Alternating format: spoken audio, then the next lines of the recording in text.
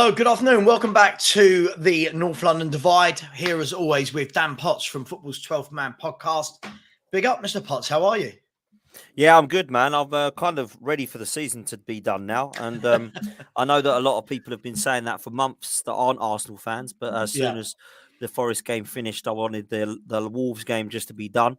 Having said that, I'm actually looking forward to Sunday, mate, because I can go into the game having thought some months ago that I might have been going there absolutely shiting myself. I'm going there now with relief that it's all done and dusted, and we can actually just enjoy it as a bit of a social. And just to be fair, appreciate what we've seen this season from the players and the manager who do deserve credit, and I don't think have got enough this season, in my opinion, from media and other fans. So, yeah, for me, look, obviously we won't go into it. I think the whole bottled thing has kind of taken away from what has been a good season for you lot. Look, I want to talk to you about. We'll start with your boys. We'll start with Arsenal. The transfer window officially opens. I think I saw the 8th of June, something like that, 16th of June, sometime around there. You boys have been linked with Gundogan, with Rice, with Casado. I mean, I did some filming with some fans the other day, and the Arsenal fan said, "Oh, Riceado." He's talking about being your another phrase I hate, the old double pivot next year. Yeah. There's Mason Mount, Gundogan, Rice, Casado. Where are you at with this? Because we talked about Declan Rice last week, but the chances of getting Rice and Casado and Gundogan and Mount, one, do you need all those players? And two, have you got the money for all this? Because Rice and Casado, I mean, straight away, that's a good £180 million worth of midfield, isn't it? Well, I mean, before any of those names, we've already made the best signing of the season, and that's Bukayo Saka. Getting him signed up for me is absolute must. £300,000 a week, people will laugh at and go, "What the hell are you doing? He's 21." This kid is unreal. And I know that he's dipped in the last few weeks, but Bukayo Saka, for me, will go on to be one of the greatest players in Premier League history. He's that good, mate. That's a big shout, Dad, isn't it? Yeah, he will. One of the greatest in the Premier League history. Yeah, he will. I've got no doubt. I don't know many that have been this good at 21 years old, and the others that have all gone to do great things, like the likes of the Rooneys and of this world. I honestly think we've got an unbelievable player on our hands here, and I know that he's dipped in time, and I don't think people appreciate how much football the kid's played. Now, on the back of that, one game a week towards the back end of the season has started to worry me about how exhausted they all are. But I think sometimes we've underappreciated how much a 21-year-old who's carried Arsenal for 2 seasons has played in terms of continuous games. I think it's like near enough 80 games for Arsenal now he's played continuously. Right. So it's crazy. It's crazy. So that's a great bit of news. As for the other names mentioned, yes, we do need those players, but we're not going to get them all. I mean, there's no Arsenal player that can sit there and look me in the eyes and say that we are going to sign every single one of them. Big up, Phil. That we're going to sign Mount, Caicedo, Gundogan, and Rice. I mean, yeah, they're players that we need in those positions, but I'll be amazed if we sign 4 of them. So I feel that Declan Rice is being touted as coming to Arsenal and has been for some time. Now, I don't know if that's just a London thing. I don't know if it's because there's genuine interest, or I don't know if there's genuine belief or truth in the fact that he's agreed personal terms, which is what everybody keeps saying. But even if he has agreed personal terms, Savva, it doesn't stop other teams coming in for him. Sure. Can agree, sure. He can agree personal terms like Mudryk apparently had, and then end up at Chelsea. And he's a Chelsea fan, right? He's a big Chelsea boyhood Chelsea fan, and played for Chelsea until he was released. Him and Enzo Fernandez possibly, and I'm about to say one of my worst phrases twice in 5 minutes in a double pivot. Let's go back to calling it what it used to be called, Dan. Him and Enzo Fernandez in a 2-man midfield, right? There we go. And listen, if the Qataris take over Man United, he could end up there next to Casemiro. So there's so much that could happen here. I don't think I think if Declan Rice comes on the market, it isn't Arsenal. Do you fancy him, or because no one else does? This is like everybody wants him, right? So Manchester City can offer Calvin Phillips 90 million. There's rumours that Arsenal are going to throw in a player plus 90 million. There's rumours that Manchester United would be interested in Declan Rice. There's rumours that Chelsea would be interested in Declan Rice. The thing with Chelsea, he wants Champions League. That rules them out. He wants Champions League, which means it's either Arsenal, Manchester United, Newcastle, or City. If City are interested, he will go to Man City. I don't know why you would not. Do you think he, by the way, just everyone in the chat, thank you for tuning in. Please please subscribe if you haven't already, as we chase down 5,500. Please subscribe to Dan. I think he's on the road now, well on the road to the big 10K. So please subscribe to Football's 12th Man podcast, and I'll put his link in shortly. If you do have any questions, you can either do a super chat, which 50% of will go to the British Heart Foundation. If not, just put in the letter Q and then ask your question and let us know which one of us you're asking. And we'll get round to as many of them as possible. Just quickly on that point, Dan, Declan Rice to Man City. I mean, money we know won't be an object for Manchester City. Most players would bite your hand off to go and play in that exhilarating kind of setup. But is there room for him and Rodri in a starting 11? With the way that City play with two players in front of Rodri, like De Bruyne and Gundogan, who are give-and-go players and creative. Does Rice fit that mould? Would they have to bend and adapt? So there's rumours that Bernardo Silva may be off and Gundogan off as well, right? Yeah. So if he does go to Man City, then Man City won't be playing like a Bernardo and a Kevin De Bruyne. They'll be playing Rice, Rodri, and Kevin De Bruyne. I'm not so sure that Declan Rice will ever be able to play the Bernardo role. He can certainly play the 6 and the 8 role for sure. So that could be the reason as to why Pep doesn't want to replace Bernardo Silva with Declan Rice. He might want to go and replace Bernardo Silva with Phil Foden and bring somebody to back up Phil Foden. And we don't know that yet. If that is the case, the rumours that we hear is he wants to stay in London and he wants Champions League. How many teams are in London playing in the Champions League? Spurs? Oh, no, sorry. It's not 2022, is it? Sorry. It's not exactly. Sorry. So we move. And I think that we got to go for this guy now. There's rumours I've heard of Smith Rowe being part of the deal. I wouldn't like to see that, if I'm honest, because I like Emil Smith Rowe and I think he's had a real harsh season this season with injuries. I think it would be really harsh after a guy who scored 12 goals last season for Arsenal to say, do you know what, you're injured this one, we're going to send you to West Ham. Find that a bit bizarre, but if it is a player like that West Ham are interested in, then we might, they're not. If we're going to put in a player, they ain't going to go for Eddie Nketiah, are they? Or we'll give you Reece Nelson, Eddie. They're not going to say no to that, So we've got to be realistic about who we're trying to chuck in the other way. But I would just go and get him. If they want 120 million, that means they're going to want 100 million for Declan Rice, right? Right. Go and get it done. Get him. Caicedo, he's going to be 70 million. That's 170 million on only 2 players, and we need 6. In my opinion, anyway. So how much are we going to spend? I mean, people are talking about a £250 million war chest. That's great. That means you're going to have to try and make player sales of around 150 million to get all these players that we want. Because we're in Cancelo, Gundogan, Rice, Caicedo, Moussa Diaby, Mark Guehi, come on, Tammy Abraham. I'm like, wow, all these names like that is going to cost 350 million. You know what I mean? Yeah. No, absolutely. And look, I suppose. I mean, I'll ask you this question, then there's a couple of questions that have come in we'll go to. If the Kroenkes, somebody's just here said the Kroenkes aren't spending 250 million, let's just assume they do. Let's play the hypothetical game. Arsenal spend 250 million. You're going to lose a couple of players. I don't know. You might lose Balogun and Smith Rowe and I don't know, Xhaka's going.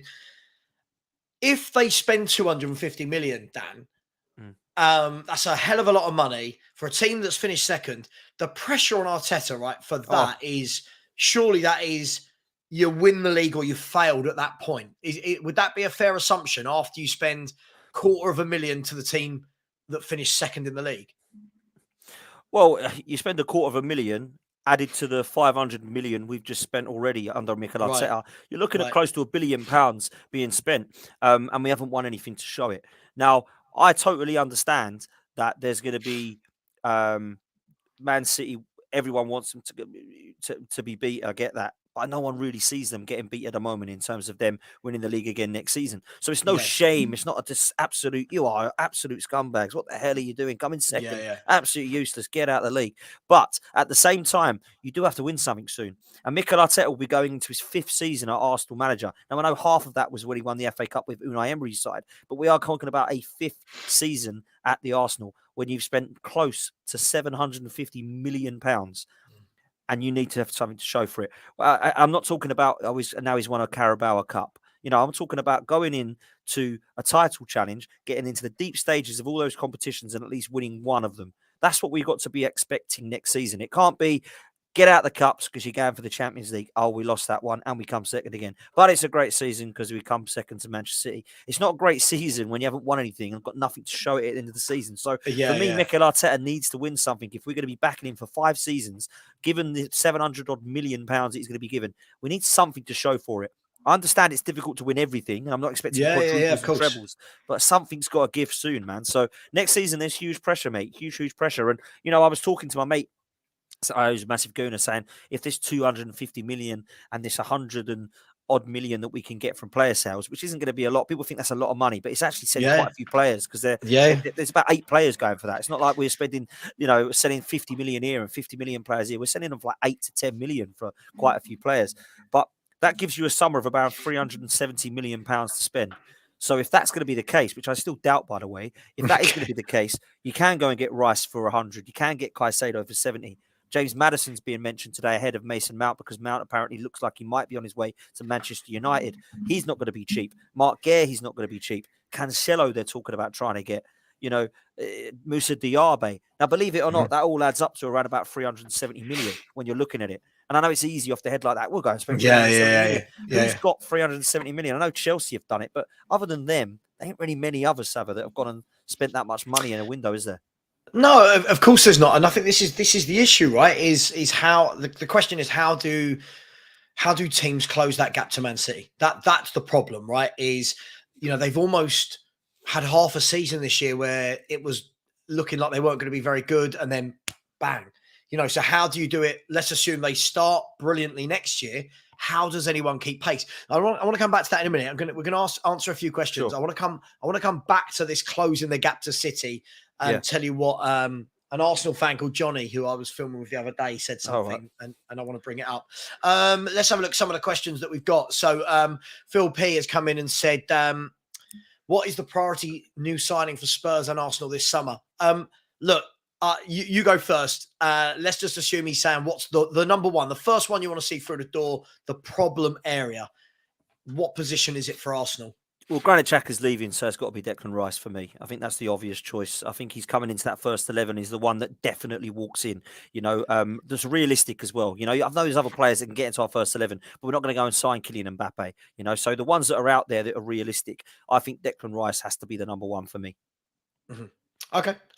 And Phil, we talk all day in Spurs WhatsApp groups. I can't answer one priority signing for Tottenham Hotspur. We need a whole new back 4 or 5, a goalkeeper, a centre mid, a playmaker, possibly some forwards to replace Danjuma and Lucas. Can I give you one? Go for it, man.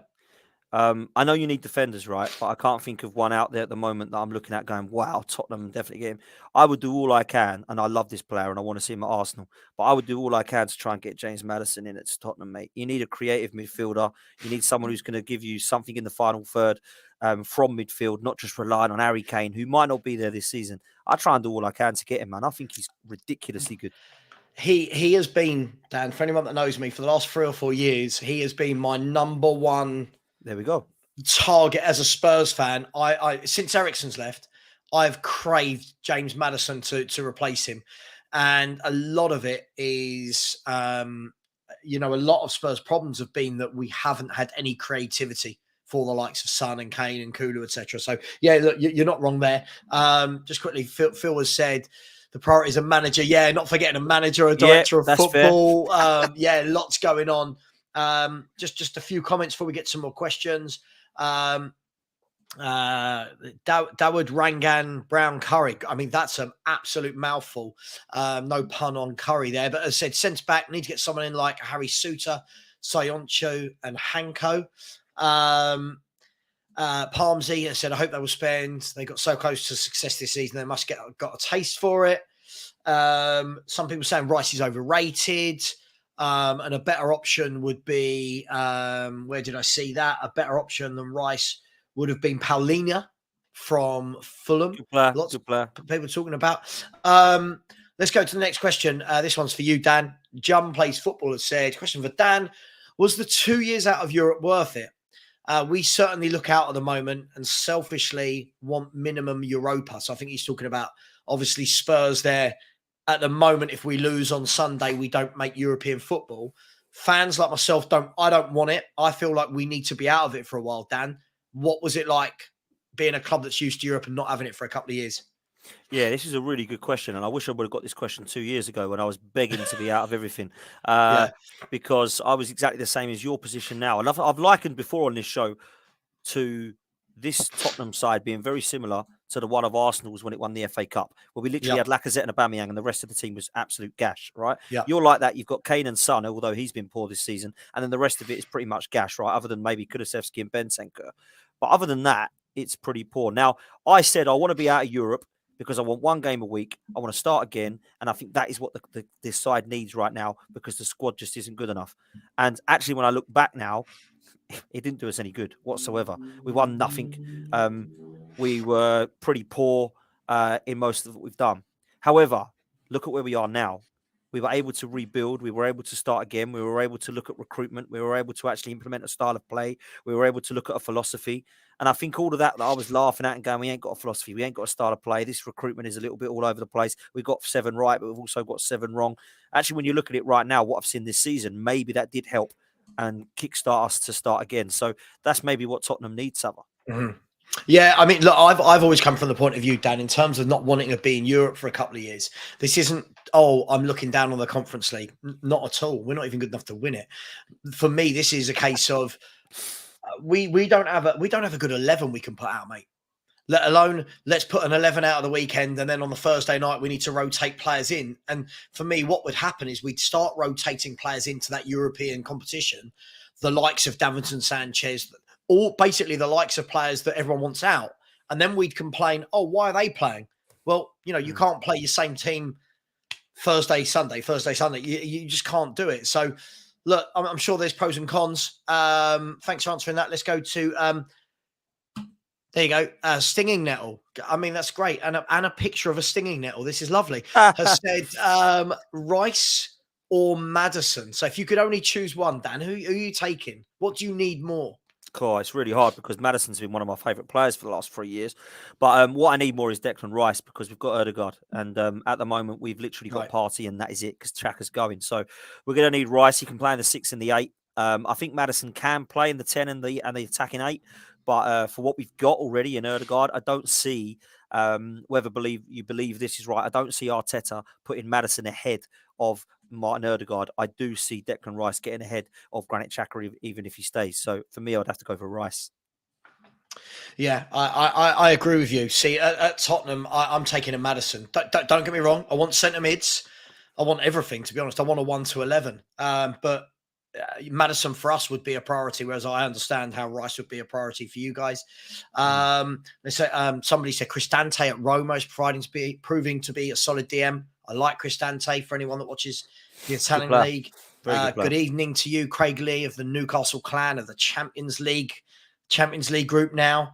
Big up Newcastle, man. Big up Newcastle. Absolutely. Cassie Gascoigne said, seeing you cook Grizz the other week was epic. I'm a Liverpool fan, but he deserved that. Yeah, that was good fun. me and Grizz having a good old debate, old-fashioned debate. Last question. 2 more questions. Sorry. At the moment, Phil Pierce said, top 5 Prem sides of all time. Oh wow, that's a good one. That's a really good one. I'll chuck in straight away United's 99 treble winning team. I think got to. Right? That's number 1 for me. The Invincibles. Yeah. Got to be in there. Centurions, number 3. I would say the Chelsea team under Jose that conceded like 18 goals or whatever over the season. At home. That was mad. Sorry, at home. In total, wasn't it? Yeah. That's got to be 4. And then I suppose the 08 team of Man United. And I would say the City team now or of a few years back. I mean, either one, but you've got to have a Pep Guardiola City team in there, right? They're Centurions. Yeah, that's what I've said. I've said them already. So the Pep Centurions, the Arsenal Invincibles, the 99 treble winners. And then the next 2, I'd go with Jose's 04-05 that conceded hardly anything. And I think it's between... I mean, Arsenal's were very underrated under Arsene Wenger. The 98 team was unreal, the double winning side. We've had 2 double winning sides as well, 98 and 2002, that were incredible, that probably would be looked at as Jose Mourinho's one. It's like, what was better, conceding less or winning 2 trophies? So you could debate that one. But I think that 2008 side with Rooney, Tevez, and Ronaldo was just ridiculous that won the Champions League and the league. So for me, I'd probably go with that one in as well. Yeah, just quickly, this comment here saying James Maddison's far too injury prone. Let me look into that. I like to No, that is a good dispel shout. myths. That is a good shout. He has got problems with injuries. That is a good shout. Let's have a look. So in the last 5 seasons, he has managed more than 31 Premier League games in all 5 seasons.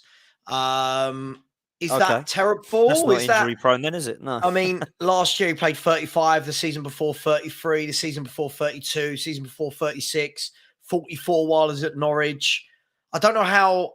I feel like he has little spells out, but listen, he has like calf injuries or like a hamstring injury for like 2-week injuries, aren't they? They're not like 6 months out. You know yeah. I mean? And the fact is, I mean, if we look at this guy this year, he's got 19 goal contributions. Yeah, playing for a team that are about to get relegated. Facts. And last year he got 20 goal contributions. For me, I'm taking him all day, every day. But thank you for the comment. Last question we've got at the moment, I'm sure we'll get some more in a bit, is Q7, big up, big supporter of the channel, has said, Dan, the loss of Saliba proved to be quite big this season. Do you think Arsenal need another centre-back as well as a centre-mid?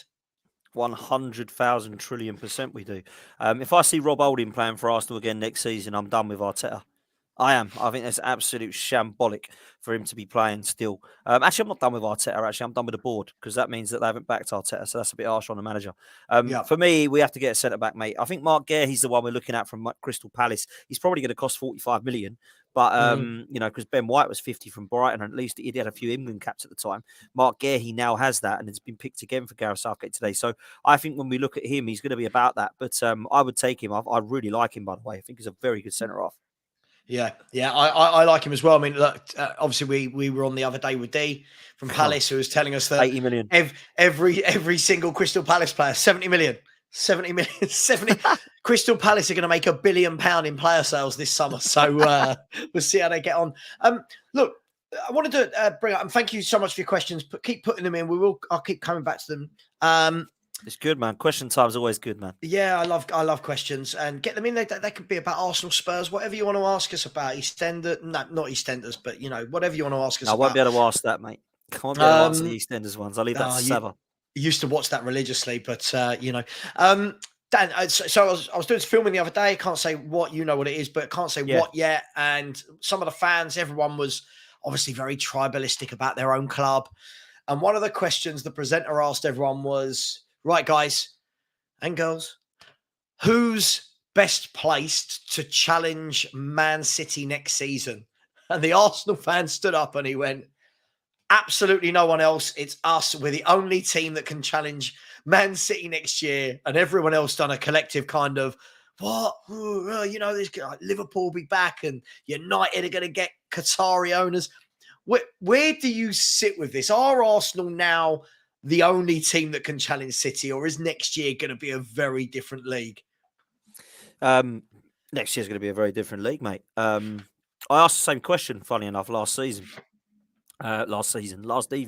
on my channel, and everybody had a different answer. There was 6 of us at the time on. And me and Pete did go for Arsenal. Lawless and Errol went for Newcastle. And Dan and Tobes went for between Arsenal and Manchester United. So it was all very, very different. I actually thought people had forgotten about Liverpool. The reason I think Liverpool have a chance of coming back next season, for 2 reasons. One, they already have done it before, and they've already taken City to the very end, unlike what we could do, where we crumbled with 5 to go. And Liverpool are not 7 or 8 players away, in my opinion. They're more like maybe 4 or 5. If you got their midfield sorted and put in a centre-half that can actually cover for Van Dijk's declining as a footballer, I do believe you have got a great chance there of going and pushing Manchester City again, because they've been there and done it. They've definitely got the goals in them. They definitely have the creativity in them on the wide players. They've got a world-class goalkeeper. And if they could sort their spine out, I think they would be back. Newcastle, I just don't see it. And the reason is they could go and do a madness, but they haven't done that so far. I understand they've got Champions League, but I don't go and see them spending £700 million. I think they'll be sensible about it. I think Newcastle see a title in maybe 2 or 3 years from now. I don't see I think they see themselves as title challengers this coming. Yeah. It could be. I could be wrong. Manchester United, the only chance they have of title challenging is a Qatari takeover, in my opinion. Now, if they have a Qatari takeover and they go and buy Kane, Rice, Caicedo, Neymar, they're going to challenge next season.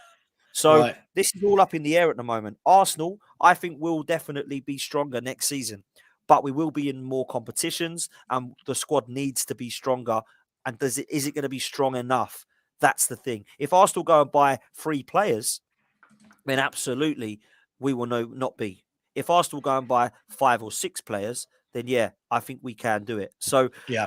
for me right now, if you had to ask me a player, of course I'm going to pick Arsenal because we just did it. But if you're looking at what's going to happen in my mind in the transfer window, then it could be Man United, Liverpool, Arsenal, or Newcastle. Yeah, absolutely. Just quickly before we kick on, Phil saying big up to KPV. KPV, I can see your comment in my studio on YouTube in the background, but for some reason your comment isn't appearing on my StreamYard. But so big up to you. I'll read out your comment, but just so no one else will be able to. I think everyone else might be able to see it, and I can't. Sorry, I don't know why. I said big up, Savva. Hope you're good. I take James Ward-Prowse from Southampton. He's a great free kick taker. Dan, let's talk about it. That's an interesting one. And this came up again the other day doing the filming. It was who would you want from the teams that are going down? And the name that got thrown about that was really divisive was James Ward-Prowse. Yeah. Some people think he's a really good midfielder with a great passing range, ultimate professional, doesn't let you down. Other people purely see him as a set-piece specialist. What's your thoughts on Ward-Prowse? And would he be at the level for an Arsenal? I don't think he would take Arsenal forward, James Ward-Prowse, but I'm not saying that he won't take a team who are on the brink of European football forward. I don't look at James Ward-Prowse and think you only take free kicks, mate. I do look at James Ward-Prowse and think you take free kicks bloody well. You take corners, free kicks, and set pieces bloody well. And I have absolutely no doubt that off the field and his mentality and his head is spot on. The professionalism, the mentality, the leading by example, the leadership qualities, I think they're all there as well. So actually, if you've got a player who's mentally like a Jordan Henderson and he can take free kicks and he can put set pieces, I don't think that's a bad signing for anybody. So I understand that you might not be the Kevin De Bruyne of this world, but I don't think he's ever said that he was. I think he's quite an honest lad. He stayed at Southampton. He showed loyalty. He's not going to stay now because I think Championship is way too much of a downward move for him. But I like the kid. I do. I always have. Yeah, I mean, listen, I think in this day and age as well, where you need a squad to compete, right, with so many trophies. I'd take him at Spurs. Now, by saying that, I'm not saying, oh my God, go and get me James Ward-Prowse. He's going to solve every problem we've got. But if I've got a midfield that's got Ward-Prowse, Bentancur, Basuma, and then a Maddison type or a Ugarte, somebody a bit more, I'm happy with that, but I do feel he gets a bit disrespected. Look, we've got loads of questions that are coming, so we'll go to the questions. It's so much better. Lots of people. Jonas, big up to yourself as well. Hope you're well. There are lots of questions, so I haven't been ignoring you all. Let's have a look. So the first question is from NS Sports, who said, question for Dan. If Man City win the treble, do they leapfrog Arsenal's Invincibles into second place? I'm guessing in the list you just named. 100% they do. They for me, they take the number one spot for me ahead of the trebles of '99. I would give them that. You've got a record-breaking striker. You've got the best manager I've ever seen, who's managed some of the best footballing sides I've ever seen. Not one side, sides, 3 of them. For me, they would be number one if they do this treble. United would go into second. And the only reason I put the Invincibles up there that people don't, maybe it is because I'm biased, I ain't seen anyone else do it yet. I'm always going to put them up there. So. Look, I think it's the same as anything, right? Like I see this all the time where people go, oh, well, of that Invincible team, there were like 12 draws or I don't know what it was. You might tell me. Or it was 12, yeah. VAR would have knocked them down. Look, at the end of the day, if you came to me right now and said your team next year is going to win 26 games and draw 12 and not lose a game all season, I can't sit here and go as a football fan, oh, yeah, but what about, you know what I mean? But also, I hate the way when people say, You can get relegated by going unbeaten if you draw all 38 games and go down. What absolute plonker says this? You know what I mean? Well, this season, 38 points will keep you up. Well, there you go. It'll keep you up. And Can the you other one I imagine hate is, drawing every game of the I mean, season? what a stupid thing to say. And the other thing I hate is when they say, but Arsenal lost 3 games that season. Well, no, it was actually 5 because we lost 2 in the group stage of the Champions League as well. So we didn't lose any league games. Do you know what I mean? We lost to Manchester United in the FA Cup. We went on and won it. We lost to Chelsea in the Champions League. There's no shame in losing to Manchester United or Chelsea in a cup competition, by the way. It's frustrating, but you're not getting dumped out by Sheffield Wednesday. And we lost to Middlesbrough in the League Cup, who went on to win it, right? So out of the 3 teams that we lost to, 2 of them went on to win the competition, and Chelsea at the time had just been taken over by Roman Abramovich. So let's not make out that we lost 5 games to Portsmouth, Blackburn, Wigan, and Plymouth. Do you know what I mean? It's a madness. It's just like a jealousy thing. I don't get it. Yeah, no, I hear you. By the way, lots of people saying, "Oh, you didn't ask my question." Give me a give me a sec. Trust me, when you're running a YouTube channel and comments are coming in thick and fast, and I'm trying to talk and I am starring them. For those that don't know what that means, I'm starring them, which means they go into a separate file and then I can read them out. So let's rattle through a few of them. First one, Phil P saying, "Did Holding get that Alice band free with a hair transplant?" Class, Thanks, Phil. Class, we'll move on from Class. that. Joseph Hallworth has said, "Dan, do you agree with Lee Gunner that Arsenal should be sacked?" Big up, Lee, wherever you are in the world. Yeah, listen, I don't, and me and Lee agree on a lot of stuff, and me and Lee have done shows together, and I've been honest with him. I've said, look, Lee, there's been ample opportunity to sack Mikel Arteta in the last 3 years. We have not done it. You don't do it now when we finally put ourselves into a title challenge. I understand the crumble, the bottle, the throw it away, the whatever the hell word you want to call it right at the end, that people will look at him next season and say, right, Mikel, it's coming up to April. You are shocking in April. So make sure you're not this year, because 100% there will be huge pressure on him. 100%. If we get to April, May, and we're crumbling, dropping out of trophies, not getting anywhere near a title again, Mikel Arteta will be in trouble. But we have to give him this season, in my opinion, because the thing is, Savva, you go to that summer and you make sure that he has no excuses. The end of that season, I don't want to hear, we had to play Holding, we had to play Eddie, we had to play so none of this crap, right? No, we've got a squad of 20 players now, just like Man City have. We've sorted ourselves out. We've had a 10 out of 10 window. No more excuses. We go for the title and we go for every single competition, because that's what Arsenal have always done in my lifetime, mate, growing up. And that's what I want again. Yeah, absolutely. Listen, I agree with you. I mean, look, if you look at this Man City team, there's no player they put in that you go, oh, yeah, they lost today because he played at right back or he played at, I get it. And look, I've stuck up for Arsenal in this regard. I have, saying that I feel for you that you've had to play, the drop off is, Saliba to Holding is huge and this player to that player. But hey, listen, it is what it is. Let's rattle through. There's a couple of questions I can't wait to get my teeth stuck into. Thank you, Joseph, for answering that question. Pain like Bane. I love this. Bane's one of my favourite characters ever. Said, question, do Arsenal need another striker, Dan? So you've got Jesus and Ketia, and is Balogun coming back? Yeah, that's right. It's them 3, and Trossard can play there as well. But for me, 100% we need one. Balogun's going to go. I really can't see him staying. I'd like to see him loaned out to an English club first and keep him, but he wants to play first team football, and it seems to me that Mikel Arteta is going to allow him to do that and will make some money on him. I think we can probably get anything from 25 to 40 million for Balogun in terms of his potential and what he's doing right now, and you know what he's like with English tax. So I think we need to be looking around about 25, 30 million for him. Eddie and Ketia just isn't good enough, mate. He's coming in and he's doing a job, but long term, it's not going to work. It dries up with him, right? And Jesus, I have to say this, I love everything about the player. I think his work rate's amazing. His link-up play is immense. He does that false 9 position better than many players in the Premier League. But he is extremely wasteful. And excuse me. Sorry, I thought I was going to sneeze. We need another one. Excuse me. Sorry, we need another one up top, and I don't know who that's going to be. But we do need. Do you know what we also need, Dan? Profiled striker. Do you know what we also need? We need the fact there's 198 people in here and only 41 likes. I mean, we need some likes. Come on, man. Spurs fans, I'm guessing, are the majority, and they're not doing themselves any favors. We're all acting like Daniel Levy. Do you know what I mean? In a transfer market. Let's rattle through some of these questions. Thank you, Pain Like Bane, for that. Margot Robbie's not been in today. She's normally in giving me some love and support. Where are you, Margot? One of my celebrity crushes, she is. I love her. Oh, what's going on? Yeah, let's not go there. My wife watches these every now and then. Oh, wow. She's going to love me then. Craig Lee, big up, Craig. How you doing? I said, question, would either of you take Alan St. Maximin? No. One of the most overrated players I've ever, honestly, he causes havoc, but his output is shocking.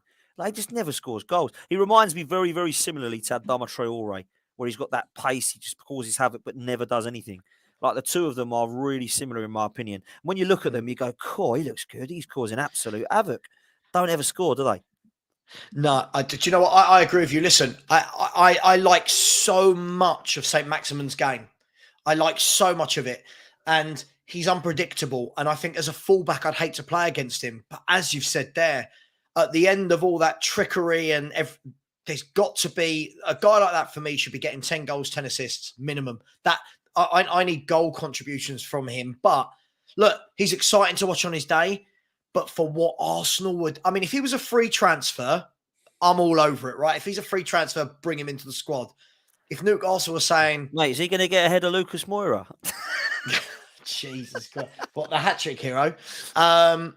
Let's have a look. The next question is, thank you, Craig, for asking that. The next question, Trinidadian Deep, big up, my man, said, Football Heritage TV, good evening. Good evening to you. Does Arsenal have enough in their squad to play Premier League, Cups, and also Champions League? I mean, I guess this goes back to what you said earlier, Dan, about not at the moment. Not at the moment. The money you need to spend, right? Not at the moment. We needed to get 6 players in if we want that. If we want to go for all 4 competitions, if you want to go for one, then you might need to get 3 or 4 players in. But you want to go for all of them, you're looking at 6 or 7 faces coming in that are all going to be top quality. None of these like Lokongas and Tavares and Fabio Vieiras, that's all got to stop. Like, we need to get these players in now that are going to compete with Man City, not compete with without being horrible, Savva, compete with Spurs, you know? Mm-hmm. Absolutely. Just quickly, Minerals, love you, dude, but please never, ever, ever, ever mention St. Maximin's name in the same sentence as David Ginola. Ooh. Please, please, please. He is not a C-Tech David Ginola. He is nothing on David Ginola. Craig Lee, as the Newcastle fan, you've seen both these two play. Please, please big me up. This Spurs fans, let Minerals know. I would give him a Z-Tech Ginola. There's no... Do you know what, Savva, on that, right? Look, where is he? He's there. There's David. There he is, David. He's there on the wall. Do you know, whenever I hear Tottenham fans talking about like combined 11s, I never see them pick Ginola, ever. I do. I do. I fully do. I'm always asked your best Premier League 11. And everyone always thinks it's between Bale or Ginola for the left. Sod it. I get both of them in. I do not care. Them two, Modric, Dembele, Klinsmann, Kane, King. It's hard. Like, people say, "Oh, Tottenham's 1 to 11 must be easy." You know what I mean? But actually, it's bloody hard. You've got there's like Son, there's Kane, there's Sheringham, there's Klinsmann, there's Ginola, Eriksson, Bale, Modric, Dembele. Oh, we've had some quality players, man. We've had quality players. We never seem to get them all at the same time, right? It's always like we've got a little sprinkling. But listen, Ginola for me, I'm sure Spurs fans are so bored of me saying it. Ginola for me was one of the greatest players I've seen live. He was just a joy to watch. Yeah. And again, different because he played in, when we talk about the different eras, Dan, he played in a 4-4-2. And I think they're so different now to the formations that are played now. He was an actual left winger in a 4-4-2, but this guy was double player of the year in a team that finished 11th. Let that sink in how good you must be. That's an equivalent of someone at Crystal Palace right now winning double player of the year. Yeah. Right. I've met him as well, and he's a lovely guy. I met him years ago. I met him at Soccer AM, and I had my Arsenal shirt on with my mate, and it was the day that we were going. Arsenal and Spurs were going for the 4th place, and we had to go beat Newcastle. I think it was. And or was it West Brom or Newcastle? I can't bloody remember now, but we did it, and I had a picture with him, like he was in the middle of me and my mate with our Arsenal shirts on, and he's just like pulling this face, because he did say to me, "Do you know what? Good luck." That's what he shook my hand, and I thought, "You're a top bloke. You're a top bloke." I met him, and do you know what? He had me questioning my sexuality. He Ah, smelt great. He looked great. yeah, I was in love. Anyway. Oh, enough of the fangirling over Ginola. But listen, he makes my wall. Like, he makes my wall with yeah, man. Ronaldinho and Messi. Anyway, moving on. Just quickly, let me get this super chat out of the way. Jonas has said, big up. Savva, your content is great. You're too kind. I've been told today my content's shit. So that's nice to hear. Question for Dan. Are you looking to sell Emil Smith Rowe, or what's going on with him? I rate him. By the way, Levy and Enoch out. Big up Yes, Levy and Jonas, Enoch man. out. Big up Jonas. Fair play to you. I don't know what's going on with Emil Smith Rowe because there's a lot of very up and down rumours. There's rumours that we're trying to put him in for the Declan Rice deal. There's rumours that we're trying to put him in the Granit Xhaka position and train him there so that he can play there potentially. There's rumours that his injuries are so bad, but he's being nurtured by Mikel Arteta just as Martinelli was, and there's also rumours that he's injury prone and they've just had enough and he's going to go. So we're going to have to watch this space with this one. I do think there's an unbelievably good player in there with a lot of potential. I think when you compare what Jack Grealish was like at Smith Rowe's age, Smith Rowe was better. It doesn't mean he's going to go on to be better than Jack Grealish, but I do think there's a player there that can play across the front three, potentially now in the attacking eight, and I do think that there's a player in Smith Rowe that I would like to keep. So it's going to be interesting to see what happens with him, man. Yeah, absolutely. Big up, Fran. How you doing? Hope you're well. Hey, Fran Fran. came on the other day. Great guest. Said you guys have great chemistry on stream. Two of the best. Listen, as much as I love Dan, and I do think we've got great chemistry, I would swap Dan for Ginola any day of the week. So just saying, mate. Look, let's rattle through these questions. We've got 15 minutes left, just under 15 minutes. Let's rattle through. Dino has said, oh, wow, this is a question. Of course, this is hypothetical, but how would you see the Prem next year if United obtain a ball-playing midfielder, Neymar and Kane? The Premier League needs a few more massive players in the same top teams to finally be the Super League. Kane, Neymar, and a ball-playing midfielder, let's just say James Maddison. How do we feel about Man U? Title challenge, 100%. Yeah, you know, if you've got Neymar, Kane, and Rashford with Bruno, Maddison, and Casemiro, you're going to have a good side, aren't you? So their defence might need to be looked at still, but I think if they keep Varane and Martinez fit, they'll be okay. Listen, Manchester United have that sort of window; they will be up there, 100%. And do you know what? If they're not, then there needs to be consequences for players like that not being able to title challenge. For sure. Listen, I like Neymar. I'd like to see Neymar in the Premier League. Neymar is a trickster like Saint-Maximin, but with end product, right? That guy shows off. That guy shows his skills, but gives you end product. Let's see the next question. Let's rattle through this. As said, hey, gents, is there any truth to the Jordi Cruyff to Spurs rumours?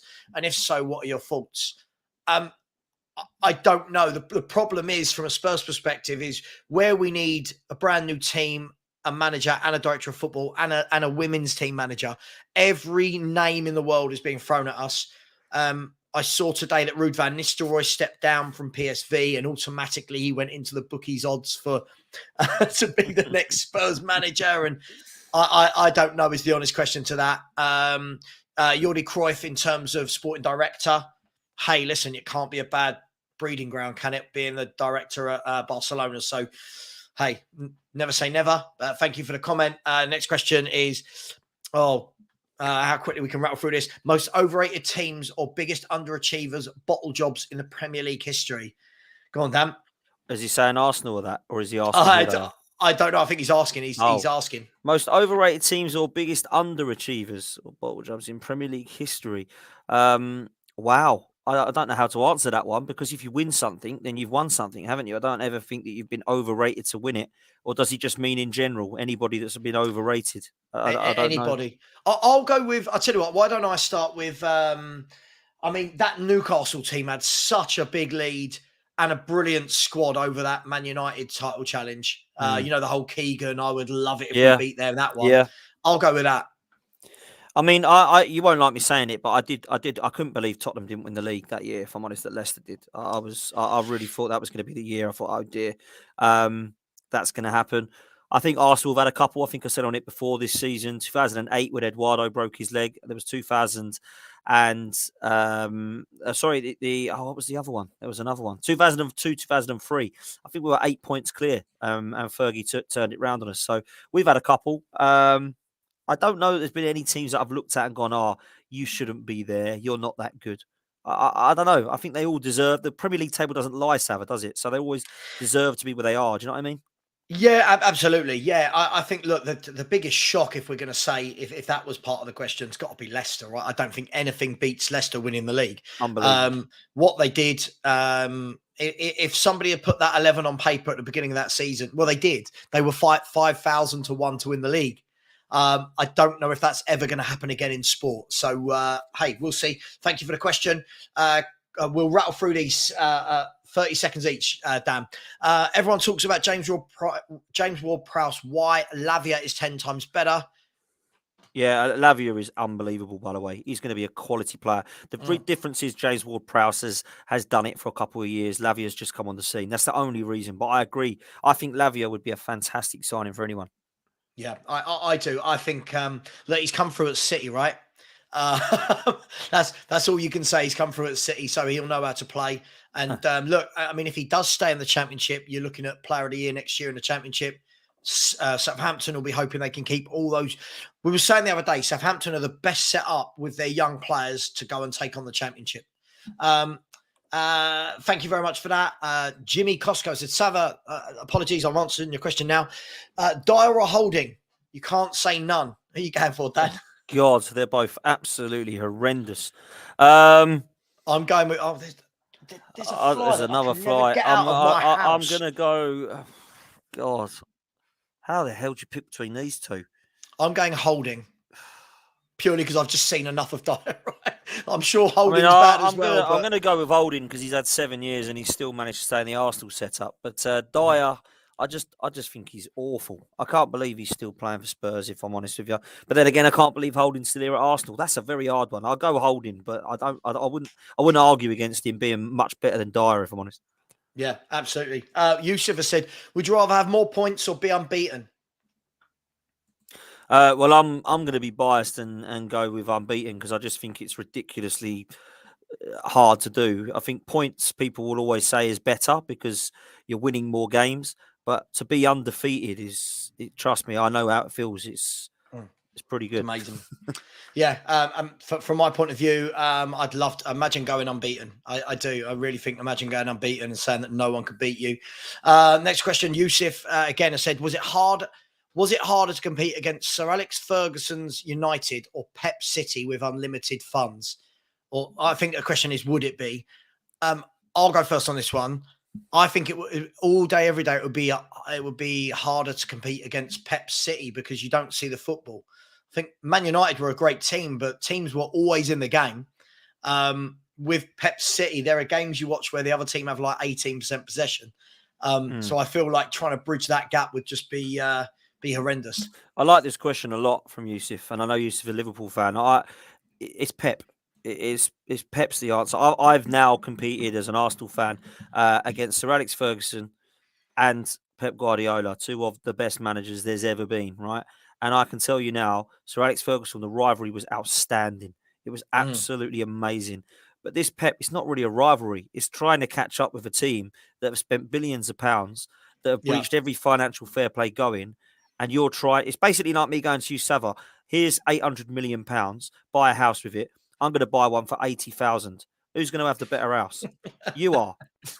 That's what we're competing with. And I'm trying to I bet I'd have more parties at my house, though. Oh, and I'll be coming as well. But that's the way you've got to look at it, man. It's impossible to compete with them. Right, we've got 8 questions and 8 minutes. Are you ready? There we go. Let's go. Okay, this one. Stop winding me up, Jacob. I don't hate Kulu Romero. I just don't worship them the way some Spurs fans do. They're good players, but for me, you can't have crap seasons like they both have and still be praised. If we're gonna knock the bad players for being bad, I'm gonna knock the better players for being bad. Is that fair enough, Dan? I think that is fair enough, mate. And I actually rate both of these players. I don't think they've had very good seasons at all. I think Romero in the last third has been shocking. And Kulusevski's just fallen off a cliff. I don't know where he went. He was brilliant at one stage. Yeah, absolutely. Minerals has said, Sav, a question for you. Thoughts on Spurs appoint Jellyfish? I'm guessing that's a jellyfish emoji. Mason, if the slot geezer don't come. Are you asking me my thoughts if Spurs appoint Ryan Mason as a full-time manager if Slot doesn't come? Absolutely not. I will stop supporting. I will go on loan to Leyton Orient for the year. We cannot have Ryan Mason as a manager of a Premier League football team. You just can't. Dan? Listen, if you have Ryan Mason in charge full-time, that is actually the board and owners. I mean, they need to go anyway, but the board and owners would have given up. It's actually a shambles. Now, I hope it happens because I'm a gooner and I think it'd be hilarious. But if that actually happens, I would be surprised if they would be surprised if fans just didn't go to the games. It is absolutely shocking if that happens. I've stopped going now, Dan. I've stopped going now, and that was with Conte in charge. Thank you for that question. Let's rattle through these last ones. Palmsy, as an Arsenal fan, said, Dan, what will be a successful season for you next season? A title challenge and a trophy, my friend. 100%. We need something to lift now. We can't keep having this progress in a process. We need to actually win something. So a trophy and a title challenge, mate. 100%. Perfect. Yusuf has said, would you rather... we've had that one, haven't we? Yep. Palmsy again says, and Savva, what do you class as success? I class success as just getting in a manager and director of football who are on the same page and starting to build an 11. I don't care about league position next year. We're not winning anything next year. Let's just get some green shoots visible that we can see what we're actually trying to do. I'm a simple guy. That's all I want. Danny D has said, hi, Potts. Savva, where will Spurs finish next season with Kane and then without Kane? With Kane, always going to be top half. With Kane, we will be top half because Kane will guarantee you 25, 30 Premier League goals. Without Kane, I mean, how long have you got? We haven't got very long. It all depends on what the new manager does. Does he have a complete clear out, build a young, hungry team, and manages to find a guy that can get 15, 16 goals and a few midfielders chipping in? This current team without Kane is down with the likes of Bournemouth and Everton. There you go. I've said it. Yeah. Wow. Foxy has said, question, do you think De Zerbi can get another year out of McAllister Casado with Europa League? Think Brighton could win it? Dan, I don't know about you. I think these two are both off, aren't they? I think they're going. I think they're both going. McAllister, Liverpool, Caicedo, potentially Arsenal, or it might be like Chelsea, one of the others. Yeah, I'll be amazed if they both stay. Yeah, I would as well. And then the last question we've got, Bobby Kay said, Rodgers, Nagelsmann, Slot. Do any of them get the current emphasised Spurs squad in the top four and potentially challenge? No. And I think, Bobby, this is the thing for me now as a Spurs fan. I think that we need to stop thinking whoever comes in is going to win something immediately, because seeing that as the benchmark for success for where we are at the moment, I think is misaligned with where we actually are. Who would you have out of those three, though, Savva? Who would you have out of those three? I mean, I like Nagelsmann, but I really like Slot. What I like about Slot is the average age of his final team that just won the league is like 23 and a half. His teams, they attack. If he's losing a game, he'll go for it. And I like that. All right, you might lose some more, but, attack. And his teams play with energy and pizzazz and hunger. And I think we need that. Rodgers would be the ultimate Levy style appointment. Yeah, that's why I think we might be more likely to get hold of him. But you know what, right? Saying this, I don't want Rodgers and I wouldn't want him. And if I was Tottenham, I wouldn't want him. But if he actually did what he did with Liverpool or Leicester, like with Tottenham, and won him an FA Cup, put him in a title race, and I'm not saying he would do that. He has had proof at least that he can win a trophy and he can get into a title race, and the other two haven't. So I'd understand why Levy would go for someone like that. I just don't think I don't think he would do well at Tottenham. That's just. But I don't know who is going to do well at Tottenham while Levy and ENIC are about. I just don't understand who will. The thing for me, just really quickly, because I think we've both got shows at 6. For any Spurs fans, jump over to watch me on Henry Wright TV, and for any Arsenal fans, jump over to watch Dan on your channel or someone else's. Yeah. On Dan's channel. So perfect. Please as well, while we're there, please everyone smash that like button. Please go and subscribe to Dan. I say mainly Arsenal. He always has a good mix of guests. Same with me. So please subscribe to both of us. What I would say is someone like a Slot, but with a proper director of football that he's worked with before, should be a dream come true for Levy in terms of they don't want £80 million signings. They don't need Richarlison's at 60 million. They go and get young, hungry players that are technically very good with good engines and give that to me all day long. And I think Levy would love that. Yeah. But he's got to stop signing managers like Conte and Jose.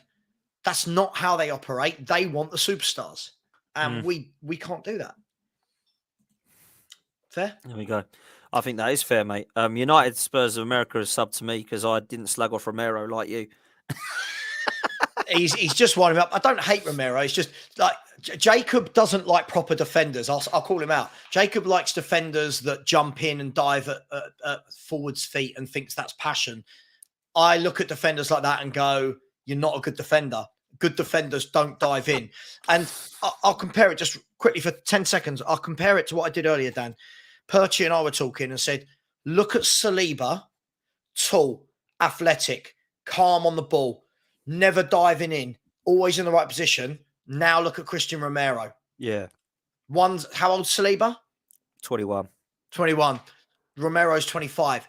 Hashtag just saying. Right, everybody, thank you so much. Please smash the like button on your way out. Please subscribe. Dan, thank you so much. Where can everyone find you? The chat. Football's 12-man podcast. If you want to come over there now, I'm going live with a load of fans, talking football, talking relegation, talking what's happening in Europa League Conference, and talking about Premier League and moving into the summer transfer window. So if you do want to head over there now, Football's 12-man podcast, I'll be there in literally a minute's time. Perfect. Dan, legend as always. Cheers, Savva. See you next Wednesday. And everyone else, I'm always on stream. So catch you later. See you then.